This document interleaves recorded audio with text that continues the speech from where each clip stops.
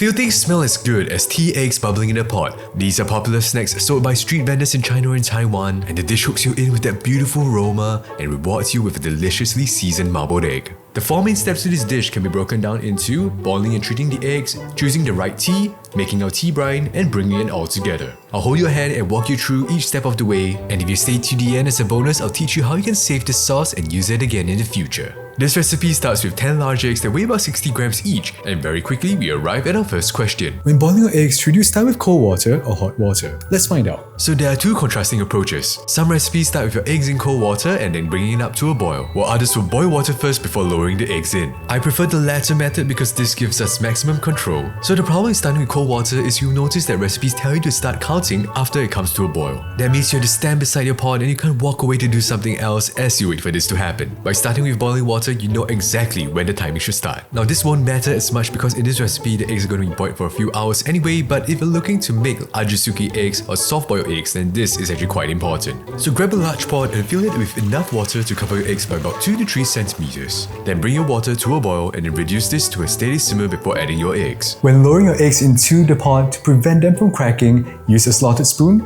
and allow the water to pass through and carry the egg away gently. Now allow your eggs to boil for 10 minutes. After about 30 seconds to a minute, you can actually spin your eggs around to help your egg yolk settle in the center of the egg. Now it's ready, let's turn off the heat and dunk it quickly into the ice bath. So again, with the slotted spoon, drain any hot water away from the egg and place this into the ice bath. By using a slotted spoon, we can reduce the amount of hot water that we introduce into the ice bath, so all that ice can be focused on actually cooling down the eggs. So once your eggs are in the ice bath, just move it around gently and allow all the cool water to cool the eggs down. I like to give this about 10 minutes. Apart from helping the eggs to cool down so that they're easier to handle, another great reason to use an ice bath after you boil your eggs is that the sudden drop in temperature will allow the egg whites to contract, and then they will actually pull away from the eggshells, allowing them to be a lot easier to peel. Once your eggs are cool enough to touch, we want to actually give them some cracks on the surface of the shell, and that's what's going to give us that marbled effect on our tea eggs. There are a few ways to do this. Grab the back of your spoon and hold the egg in the palm of your hand and give it a few gentle taps. What's important here is you want to crack the surface of the shell, but you don't want to tear the membrane that's covering the egg whites. Now, if you're afraid of smacking your eggs too hard and breaking the membrane, another way to do it is to actually just knock 2 eggs gently together.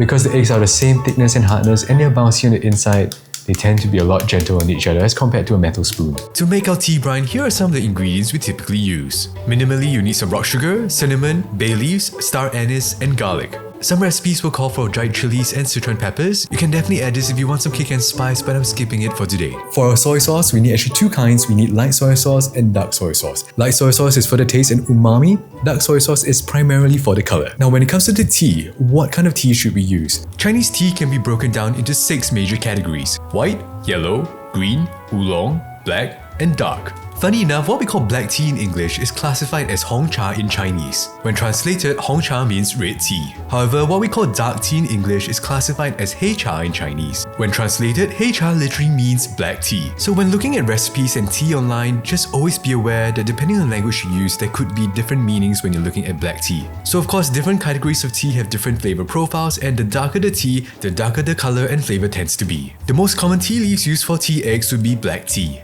That said, you still can use oolong tea and dark tea as a substitute because their color and flavor profile can work in this dish as well. However, I would avoid using white, green or yellow tea as they can impart a harsh, bitter taste to the dish. For today, I'm using equal parts of oolong tea and pu'er tea, and I think that can really add an extra layer of depth and complexity to the dish. So in total, I prepared 10 grams worth of loose tea leaves. Now, is there any difference between using loose tea leaves and tea bags? In general, loose tea leaves are made with high quality tea leaves and they're better at retaining their volatile oils. This means that loose tea leaves can give you a fuller aroma and more layered flavors. In contrast, tea bags tend to use lower quality tea leaves including broken leaves and tea dust. This means not only will the flavor from your tea bags be not as good as the loose tea leaves, the higher surface area to volume ratio from this lower quality tea leaves also leads to faster and more aggressive extraction, which can lead to a bitter taste. Here's a side-by-side comparison of the 2 types of teas and just look at the visual difference. When I tested them side by side, the smell of the tea bag was quite faint, and when I brewed it with the hot water, the taste was sharp and there wasn't much of the tea aroma that I was looking for. But for the tea leaves, the smell and aroma had a distinctive floral vegetal smell that was really pleasant. And obviously when it comes to making tea eggs, if you want a nice tea aroma and taste, then you have to use good tea leaves. Studies have also shown that the material used in tea bags can leach microplastics in hot water, which is obviously bad for you. So if it's convenient and you have tea bags, you can obviously use them, but I will always recommend recommend using loose tea leaves. When it comes to Chinese tea culture, we don't actually drink the first brew of the tea because it's bitter, acidic, and it's actually meant to help sterilize the tea leaves. So on that notion, we shouldn't use the first brew of the tea to cook as well. So what I like to do is to put all my tea leaves into a bowl and then I'll bloom it with some hot boiling water.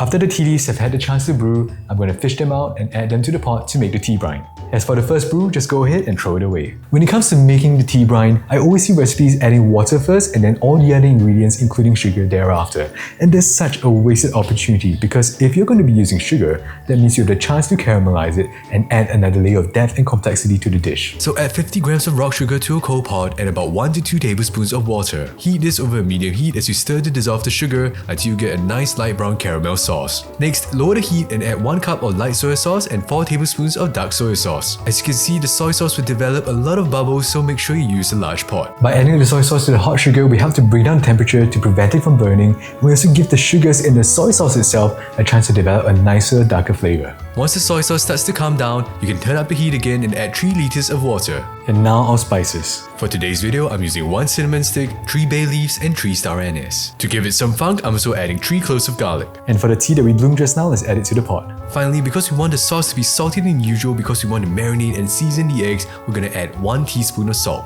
Do however adjust this to taste because different brands of soy sauce have different levels of sodium. Bring this to a simmer for at least half an hour and by then your kitchen will be perfumed with beautiful aromas. So grab a slotted ladle and place your eggs into the pot. With a slotted ladle, you can reduce the amount of water that's transferred from the ice bath and this can help prevent dilution. So bring everything back to a simmer and wait for at least 2 hours. Now the eggs have been simmering for about 2 hours. You can see how much the color has changed and that means all the flavor has infused into the eggs. If you leave the eggs to cool down in the sauce, as the temperature drops, the eggs will also suck up more flavor. To go a step further, you can keep the eggs and the sauce in the fridge and after 24 hours, you have maximum flavor infusion. Let's pick a good one. Let's drain away the sauce. Since the egg is already pre-cracked, it'll be a lot easier for us to peel it as well. Take a look at that. Beautiful. Now let's see what this tastes like. Now the flavor has definitely infused into the egg. There's a subtlety aroma that blends very well with the spices and the soy that we added in. Now this is very simple to make at home, but the payout in flavor is immense. Now the egg whites have a very nice bite and the yolks are a little bit chalky, but that's just how it is if you do it the traditional style. If you want to learn how to make a jammy version of this dish, let me know and we can make another video on this. Even though we over seasoned the sauce at the start on purpose, now that the egg has had time to absorb its flavors, the seasoning is just right. Now I don't think you can actually see this, but I'm actually using the egg to store some sauce. Slurp it up. Here's one last tip on how you can reuse the sauce of future batches. In order to do so, remove all your eggs and bring the sauce back to a boil to sterilize it. This step will help the sauce to keep longer. Next, you can let the sauce cool down and store it in a container. Use a kitchen sieve to strain out the spices, garlic and any eggshells that are left in the sauce. Congratulations, because now you have what you call a master sauce that you can use in the future. Store this in the fridge or freezer and just bring it back to a boil the next time you want to use it. To bring the sauce back to life, just add any of the ingredients that we used in today's video. Of course, adjust to taste. So if you're ever curious about making this dish, this is your sign to make it at home.